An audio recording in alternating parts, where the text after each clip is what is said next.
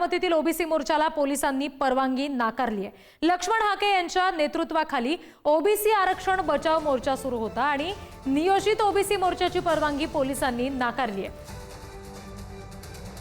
त्यामुळे हे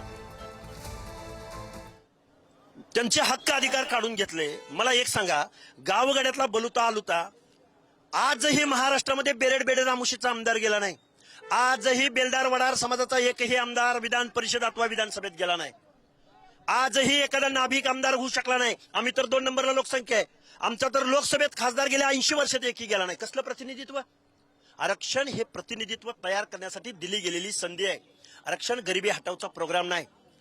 उत्कृष्ट संसदपटूचा पुरस्कार असणाऱ्या ताईंना, पवार साहेबांना, अजितदादांना मी सगळे बोलतोय। परत म्हणाल तुम्ही या पक्षावर बोलताय त्या पक्षावर बोलताय, या सगळ्या लोकांना हे साधं संविधानाचं तत्व माहित असू नये, ओबीसीचं काय वाटोळं होणार आहे याची कल्पना या लोकांना असू नये।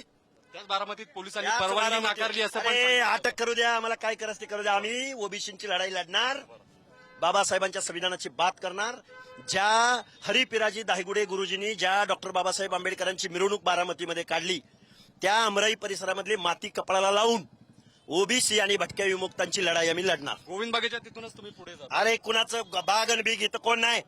बाबासाहेबांच्या संविधानात सगळे समान आहेत। सत्ताधारी असं म्हणतात की या जीआर मधून ओबीसींच्या आरक्षणाला धक्का लागत। समोर येऊन बसा, आपण चर्चा करू त्याच्यावर। आपण बघतोय की या ठिकाणी मोठ्या घोषणा हकेंच्या समर्थनासाठी आणि सगळे ओबीसी समाज बांधव निरा या गावात आपल्याला एकत्र दिसत आहेत आणि मोठं शक्ती प्रदर्शन या ठिकाणी होताना दिसत आहे। जी निश्चित ज्ञानेश्वर, धन्यवाद तुम्ही लक्ष्मण हाकेंशी हा संवाद साधलात यासाठी।